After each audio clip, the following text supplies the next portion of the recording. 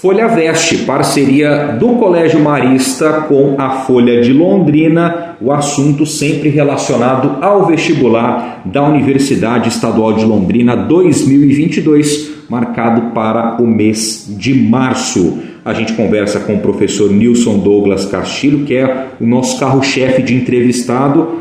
Claro, ele trabalha como coordenador de ensino médio do Colégio Marista, então tem muita propriedade para falar a respeito desses processos seletivos. Professor, assunto de hoje é essa mudança no formato do vestibular da UEL. A UEL vai para a sua segunda edição nesse formato. A gente sabe que foi devido à pandemia, isso aí inevitável, que a UEL teve que realmente fazer essas mudanças consideráveis, e a gente já vai detalhar com relação a isso e outras questões organizacionais, locais de prova e tudo mais. Mas vamos focar aqui então no formato do vestibular. Antes, professor, nós tínhamos então a UEL, as duas fases, nós tínhamos aí 2, 3 dias, né, nos finais de semana, era uma prova muito mais coesa no sentido de amplitude. E agora, com esse novo formato, uma prova que se enxugou, mas que a dificuldade ficou maior, se equivale. Você já conseguiu, professor, avaliar, junto com o vestibular passado, essa dificuldade que se impõe devido à pandemia que se aplica na prova? Boa tarde. Boa tarde, Edson. Essa prova, a meu ver, e diante do que os alunos vêm comentando, ela exigiu sim um pouco mais deles. Tendo em vista que agora as famosas 60 questões ali com as quais eles têm de lidar, elas são um pouco mais diferentes. Então, 50, perdão, agora são 50 questões. E diminuiu a quantidade de questões de cada uma das áreas. E antigamente muitos dos alunos focavam muito nas específicas. Porque as específicas com notas muito altas, se você passasse para a segunda fase, ela quase garantiria a sua vaga no curso, tendo em vista o número de acertos. Agora não, você tem uma única fase, um único instrumento avaliativo para poder acessar essa prova. E aí o que acontece? Não tem mais aquela questão, vou focar só na biologia, só na sociologia, porque essa é a minha específica. Agora é conhecimentos gerais. E isso é um problema muito sério, porque tradicionalmente em Londrina criou-se a fama, até aluno de terceirão, vou estudar só para minhas específicas agora. E isso daí caiu por terra. Então, além de ser um entrave e uma dificuldade que se instalou, tem uma dificuldade ali de quebra de cultura, que precisa ter dentro da cidade. Isso mexe até numa estrutura de cursinhos. Cursinhos ofereciam CPM, curso por matéria, ou específicas. Elas ainda acontecem, ocorrem, mas elas não precisam de tanta evidência mais, porque agora não necessariamente essa específica vai fazer toda a diferença. Então exige um pouco mais sim do aluno. Porque o aluno ele tinha até uma margem de erro maior, talvez, né? Eu falei assim, bom, eu não sou tão bom em artes, então as questões de artes ali acabei errando a grande maioria, só que isso não interferiu na minha nota de corte. O para valer mesmo são as específicas, não tem mais isso. Exato, e com o número menor de questões, a possibilidade de acerto também diminui. Então você tem menos questões, menos possibilidade de acertar. O que é mais sentido aqui, professor? Porque se a gente for pegar, no formato antigo eram 60 questões de conhecimentos gerais, 20 questões de língua portuguesa e literatura e 10 questões da língua estrangeira moderna que o aluno podia escolher no ato da inscrição. Isso sem falar das propostas de redação, eram textos menores de 2 a 4 propostas. Agora, as questões de conhecimentos gerais caiu para 36, as de língua portuguesa e literatura caíram de 20 para 10 e de língua estrangeira moderna de 10 a 4. Qual que é o impacto mais sentido aqui? Na sua opinião, claro. O impacto maior, ela gira em torno dessa questão dos conhecimentos gerais. Por quê? Porque agora tem menos espaço para cobrar uma grande quantidade de conteúdo. E o manual do candidato não diminuiu o conteúdo em relação a quando tinha 60 questões. Então, era o conhecimentos gerais, 60 questões das diversas áreas. Então, agora você tem 36 questões das diversas áreas. Então, cairá menos do que estava previsto para cair com 60 questões. Mas no manual do candidato, os conteúdos são os mesmos. Então, isso é mais desafiador para o aluno. Tendo em vista que em língua portuguesa e literatura com as 10 questões, continua ainda alguma ou outra questão gramatical e de interpretação e principalmente da leitura dos livros. Então, as leituras dos livros fazem toda a diferença. Então, não importa se eu vou ter 10 ou 20 questões, é ler o livro e ter conhecimento linguístico.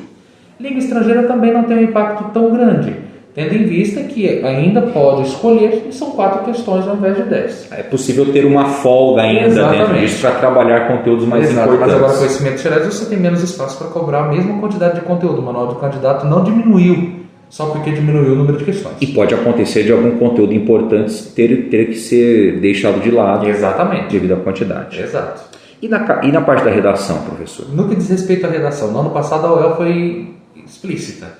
É um tema só, e aí você vai fazer um texto dissertativo argumentativo. Assim como o Enem. Assim como o Enem. Aí era fácil. E antes você tinha o quê? A UEL não trabalha muito na perspectiva de gênero. Você vai fazer um conto, você vai fazer uma crônica, você vai fazer um tipo narrativo de texto. A UEL colocava ali, ela trabalha muito com o que a gente fala de sequências de texto. Então você, num próprio texto de dissertação de opinião, você pode narrar, contar uma história para criar um argumento. Então ela valoriza muito as competências que você tem. Aí ele pode te avaliar no argumentar, no narrar, no expor, não necessariamente engessado dentro de uma estrutura de um gênero de texto. Esse ano ela jogou justamente assim. É um tema único, um texto único, feito em prosa. Para quem é leigo na área, é um texto não inverso. Eu escrevo até o fim da linha. E aí pode ser argumentar, narrar, expor. Aí nós não sabemos qual vai ser a surpresa para esse ano. Que coisa, hein, professor? Já era assim antes.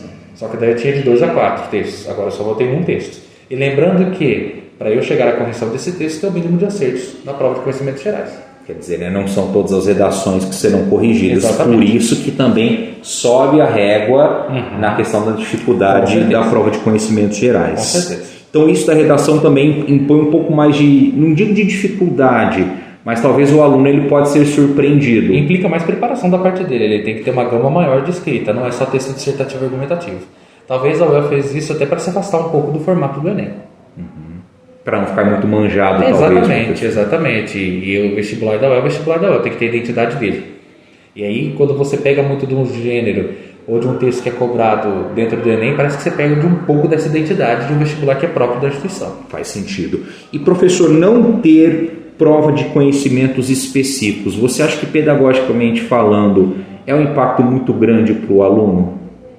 Quando a gente fala dessa régua, dessa exigência. Talvez pela possibilidade de ter mais instrumentos avaliativos. Mas como eu sempre digo, um aluno que estuda, ele está preparado para uma prova de 60, de 90 e de 30 questões. Lembrando que alguns cursos concorridos é sorte. Mas um aluno bem preparado dá conta independentemente do modelo de prova. Porque a prova de conhecimentos específicos, eu acho que também para o aluno é uma experiência de o que ele vai encontrar nas matérias do dia a dia, caso ele seja aprovado. Exatamente. E com a inserção do novo ensino médio, pode ser que essa ideia de especificidade volte.